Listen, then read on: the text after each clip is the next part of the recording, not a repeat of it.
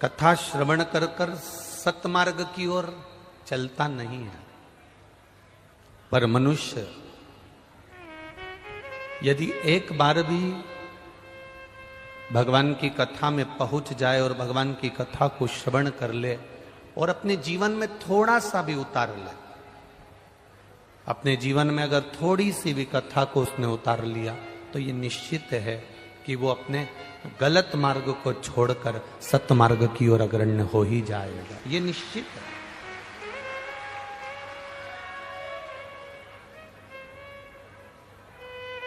कितनी दूर से आप लोग कथा सुनने के लिए आए हो?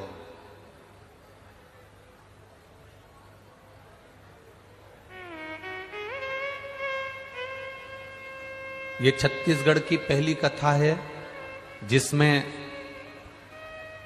कथा का पंडाल नहीं लग पाया था और भक्त कथा के पंडाल में आकर बैठ गए थे।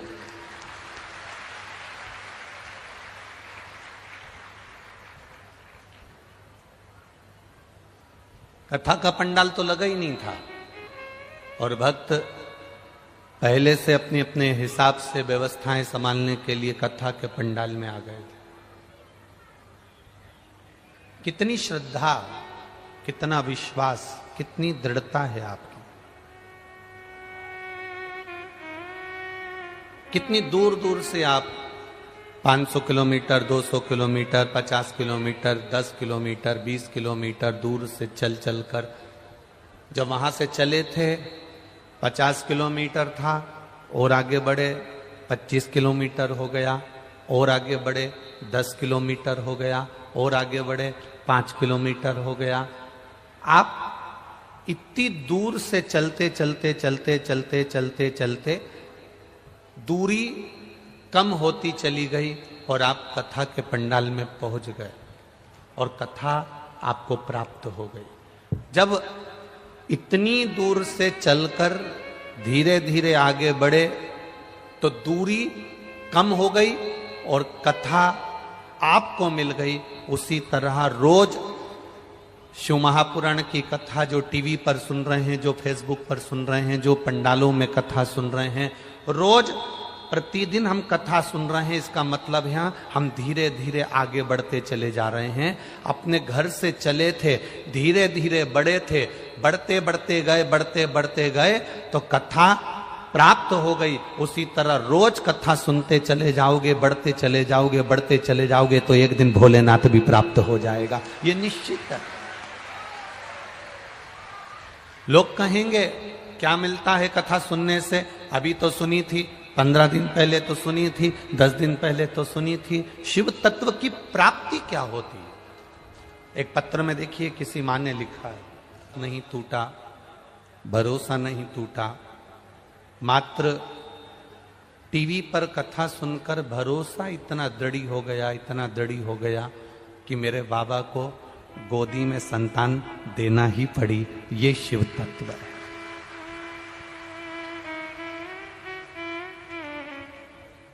अब करो भजन। कितनी दूर से चले आप, कितने दूर से अपने अपने घरों से चले।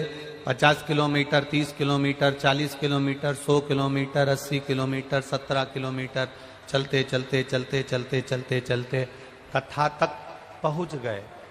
जब चलते चलते बढ़ते बढ़ते आप कथा तक पहुंच सकते हो तो ये निश्चित है कथा सुनते सुनते सुनते सुनते आप उस भोलेनाथ तक भी पहुंच सकते हो। ये निश्चित था, ये पक्का है। आप उसकी चौखट तक जाना है, आपको उसके दरवाजे तक जाना है, आपको उसके द्वार तक जाना है, तो वो भक्ति के बल पर जाएगा। बोल बम का नारा है, हम उसके सहारे, हम उसके बल पर, हम उसके विश्वास पर उसको प्राप्त कर सकते हैं।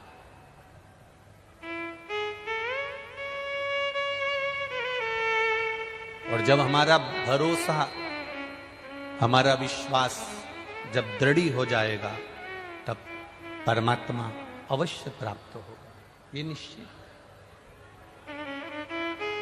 भरोसा जब दृढ़ हो गया, विश्वास जब पक्का हो गया, परमात्मा मिलेगा। मनुष्य में, जानवर में, पशु में, पक्षी में एक सबसे बड़ा अंतर है।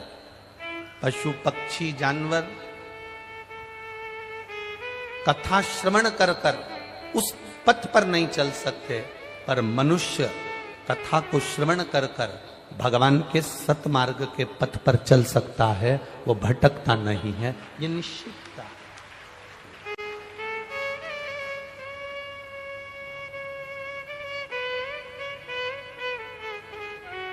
एक मानव को जो ज्ञान प्राप्त होता है, अगर उस ज्ञान का उसको अहंकार नहीं हो, उस ज्ञान का उसको अभिमान नहीं हो, तो शिव महापुराण की कथा कहती है वो मानव संपूर्ण विश्व में कुछ ना कुछ अच्छा कर कर चले जाता है। पर जिसको अभिमान आ जावे, ज्ञान का अहम हो जावे, ज्ञान का अहंकार आ जावे, फिर वो परमात्मा को प्राप्त नहीं कर पाता है। एकांतेश्वर शिव महापुराण की कथा हमको यही बता रही है।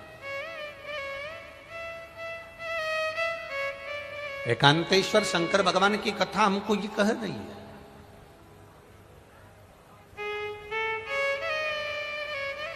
एकांतेश्वर शिव महापुराण की कथा ये हमको समझा रही है कि हमें भक्ति के बल को कैसे था।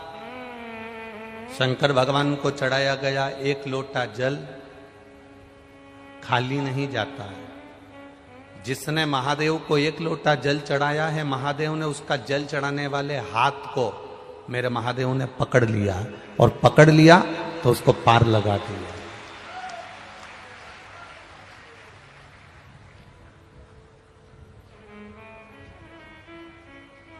संपूर्ण ब्रह्मांड का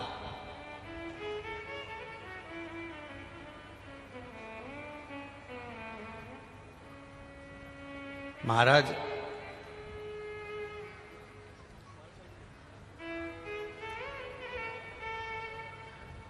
संपूर्ण ब्रह्मांड का यदि कोई संचालन करने वाला है, संपूर्ण ब्रह्मांड को अपनी मंजिल तक पहुंचाने वाला है, संपूर्ण ब्रह्मांड में अगर कहीं भक्ति का बीज भी प्रकट करने वाला है, संपूर्ण ब्रह्मांड में अगर कुछ देने की सामर्थ्यता कोई रखने वाला शिव है। शिव के सिवाय कुछ भी नहीं, केवल शिव।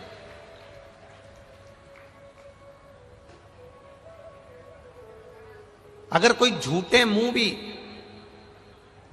से मतलब है कि कोई भगवान को नहीं मानता, भगवान के भजन में नहीं जाता, भगवान शंकर के मंदिर नहीं जाता, भगवान की कथा में नहीं जाता, भगवान के स्मरण में नहीं जाता, भगवान की पूजन में नहीं जाता, दिखावे से भी अगर कोई शंकर के मंदिर में पहुंच गया, उसका मन नहीं है, उसका चित्त नहीं है, उसका विचार नहीं है, फिर भी वो शिव के मंदिर तक अगर पहुंच गया, भले किसी के साथ गया। इतने सारे लोग अगर कथा में आए हैं तो इसमें से कुछ लोग ऐसे भी होंगे जो अपनी मम्मी को, अपने माता को, अपने पिता को, अपने चाचा को, चाची को, काका को, काकी को छोड़ने के लिए भी आए होंगे, और उन्होंने कहा मैं कथा सुनने नहीं बैठूंगा, बस आपको छोड़ूंगा। तो के बच्चों ने जब कहा कि मैं आपको छोड़ूंगा और चले जाऊंगा, तो घर के लोगों को कह देना चाहिए ठीक है, तू हमको उसके दरवाजे तक छोड़ दे और फिर चले जा, मना नहीं है।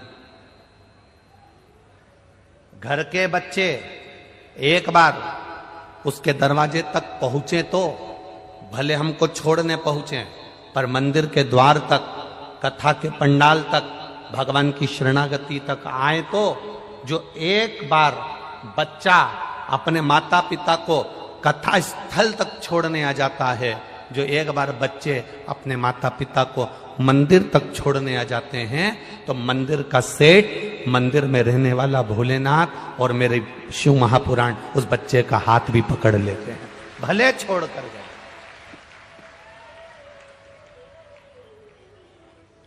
भले वो छोड़ कर क्यों ना गया।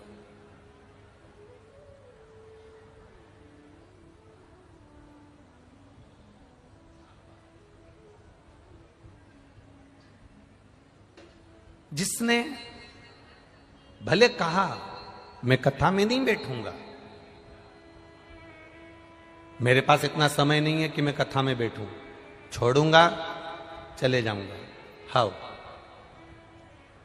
पति ने कहा मैं कथा में नहीं बैठूंगा, छोड़ूंगा और चले जाऊंगा। हाउ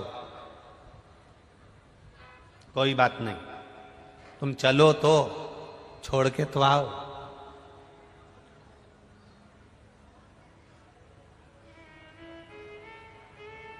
जमाई जीजा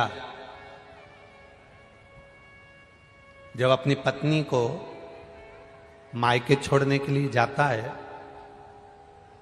भले वो दरवाजे पे से छोड़कर चले जाए, पर सम्मान तो मिलता है ना कि जीजा जी आए हैं, जीजा जी आए हैं, बहनोई आया है, पानी पिला दो। भले वो छोड़कर जा रहे हैं, उसने कहा मैं रुकूंगा नहीं,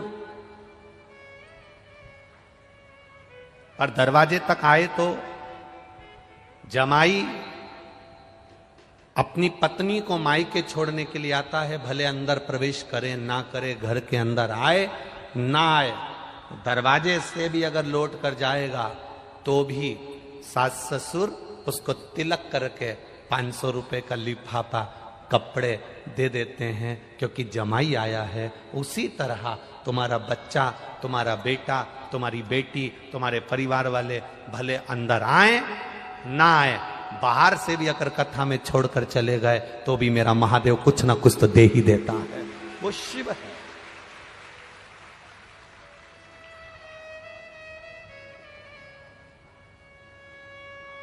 मैंने तेरे ही भरोसे बाबा, तेरे ही भरोसे हवा बिच उड़ती जावांगे, बाबा डोर हतो छीना में कटी जावांगी, भोले मैं तेरी पतंग, शंभो मैं तेरी पतंग।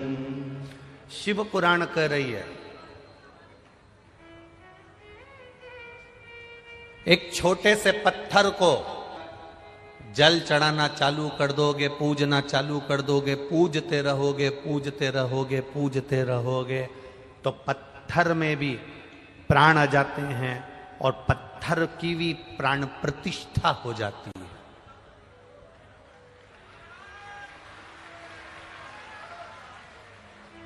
एक पत्थर को तुमने पूजना चालू करा, एक पत्थर को तुमने परमात्मा मान लिया, एक पत्थर को तुमने परमेश्वर मान लिया, एक पत्थर को तुमने पूजना चालू करा, तो पत्थर में प्राण आ जाते हैं और उसकी प्राण प्रतिष्ठा हो जाती है।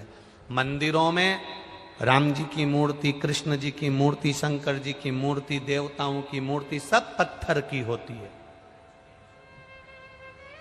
सब पत्थर की है। ब्राह्मण देवता, भूदेवता, विद्वत ब्राह्मण, संत, साधु, गुरुजन जब उस पत्थर की मूर्ति की पूजन करना चालू करते हैं, पत्थर की मूर्ति को जब प्राण देना चालू करते हैं, पत्थर की मूर्ति की जब पूजन चालू करते हैं, तो उसमें प्राण आ जाते हैं और उसकी प्राण प्रतिष्ठा हो जाती है।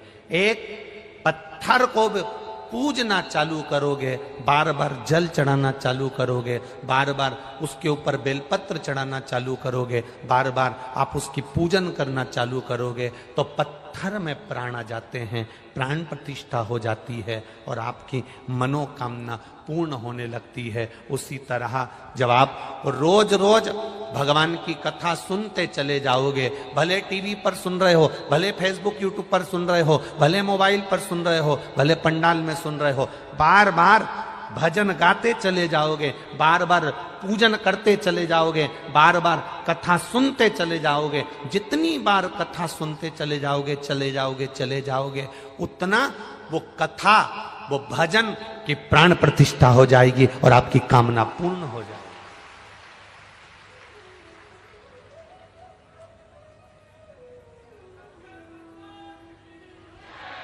भजन के बल को बढ़ाओ, दिखावे को मत बढ़ाना।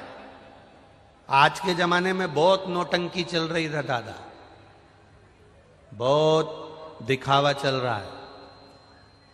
इनके यहां जाओगे तो काम हो जाएगा, उनके यहां जाओगे तो काम हो जाएगा। चक गर्मी भी पड़ेगी, बैसाख का महीना भी है, तुम दान भी कर रहे हो, पुण्य भी कर रहे हो, किसी को एक गिलास पानी भी पिला रहे हो और कथा का तत्व ग्रहण कर रहे हो, खाली नहीं जाए।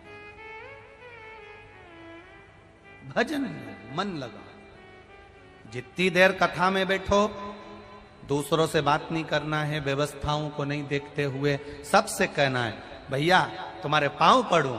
हमें 3 घंटे की कथा में से 2.5 घंटे मिलते हैं, आधा घंटा तो आशीष भैया ले लेते हैं, 2.5 घंटा मिलता है, उसको हमें सुनने दो। 2.5 घंटे की कथा के लिए सुबेरे 6 बजे से जगह संभाल कर बैठते हो, तब जाकर यह कथा प्राप्त होती है, सहजता नहीं।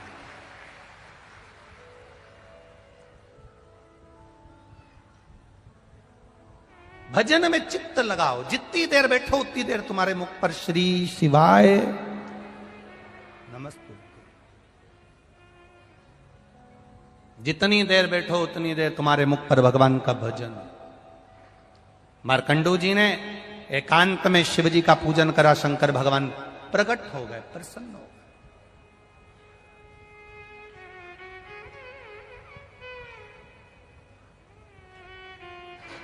हमसे लोग कहते हैं कुबेरेश्वर धाम की इतनी महत्वता क्यों है, वहां तो अभी शंकर जी भी नहीं, कंकर शंकर है।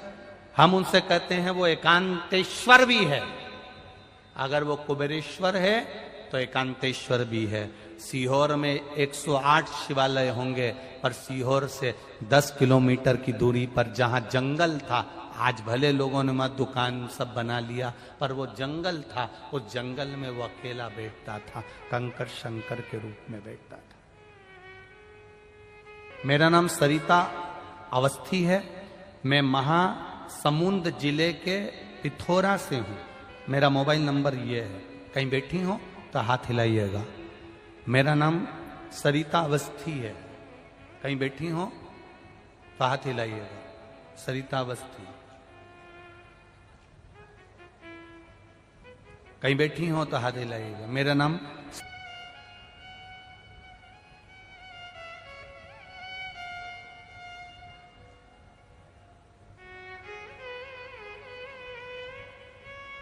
मार्कंडू जी ने पूजन करी, फल मिला, शिव जी ने आकर दर्शन किया, मांगो।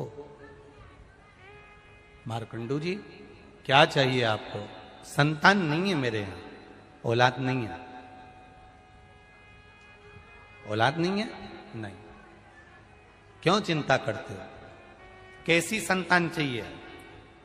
चिरंजीवी।